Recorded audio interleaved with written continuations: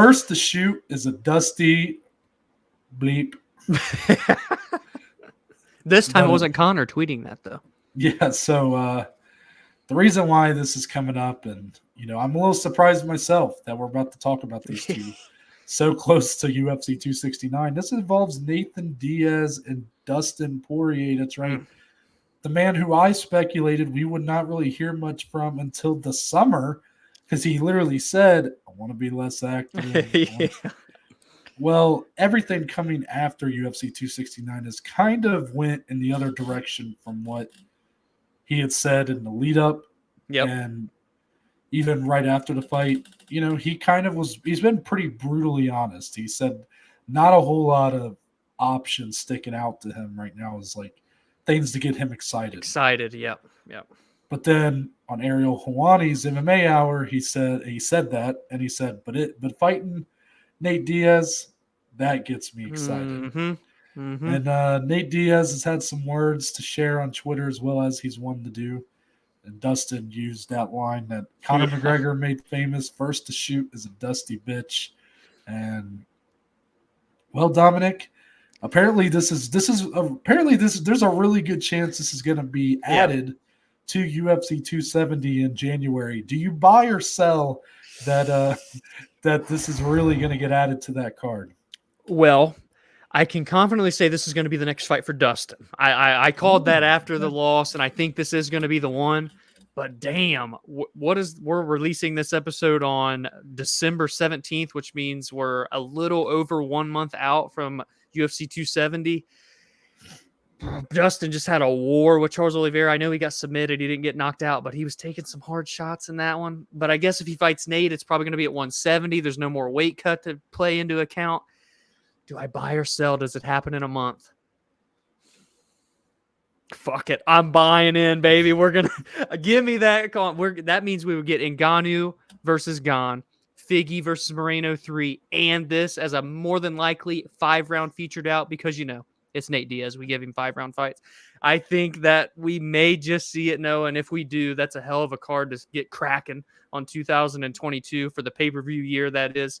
And again, we've talked about this fight already. It's a fantastic fight. Two guys that were scheduled to fight before in Madison Square Garden.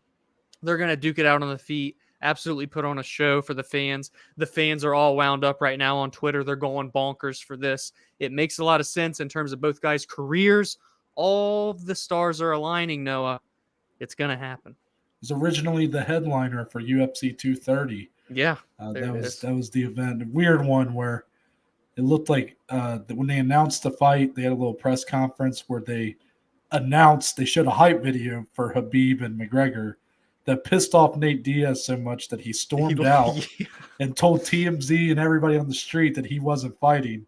So then we had this dull period for a while where it's like, is the fight still on? Yeah. And then Dustin pulls out with an injury. Yeah. I mean, it's just weird stuff in the lead up to that one. I'm buying that this is the next fight for both. At 170 pounds, probably going to be Dustin's last fight. Probably going to be Nate Diaz's last fight in the UFC. It just makes sense.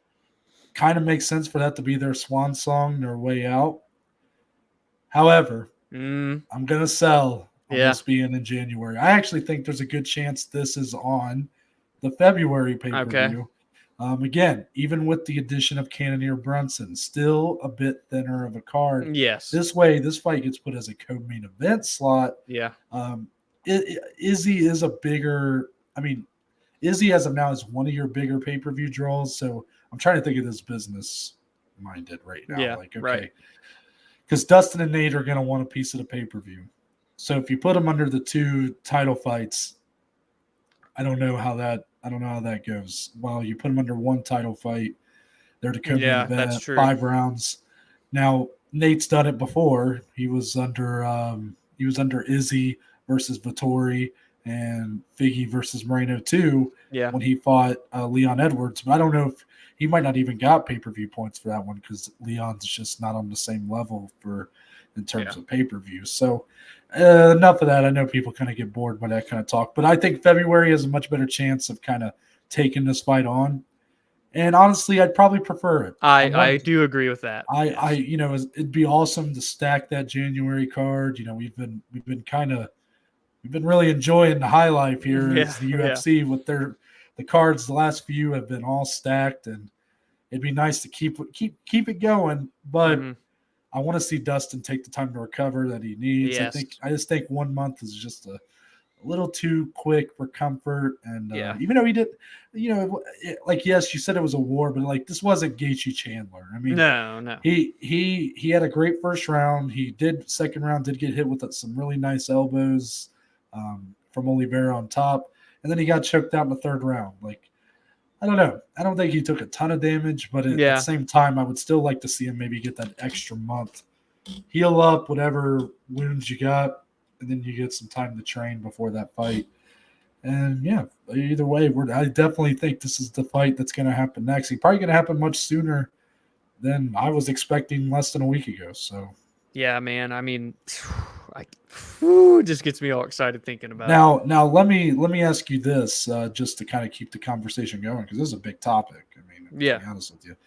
So we're assuming this is going to be a welterweight fight because Dustin's wanted to fight at welterweight. Nate has pretty much had no interest in going back to lightweight since the counter fights. Is that the right choice? 100%. I mean, well, going back to the MMA hour with Ariel, Dustin even said, "Man, I don't think I'm ever gonna cut down to 155 again." And he said the weight cut he had versus Charles was great. He said he could have been 152 if he wanted, but he said it was real like the weight cut was okay because his training camp was built around losing that weight. So he would go days where he's starving in the gym, and it just said it wasn't the ideal. Like he wouldn't want to do that again. So I think it's definitely going to be 170, and that's where it should be. It's not like it's a fight that has title implications. I just think it's a huge fight. It's fan friendly with two guys that the fans love, and the UFC recently has been giving the fans most of what they want. So this would be another one here to check that box. I do agree with you 100%. I would prefer it to be in February. My mind thinks maybe they will nudge it to February, but with all the momentum right now, I am going to be curious if the UFC will try to capitalize it, and then maybe like a contract dispute or something would keep it from January. But either way, man, it's a fantastic fight. Do you think as well it should be at 170? Like, no doubt. I do. The reason why I even asked, because I haven't really heard anybody ask about it being 155 pounds.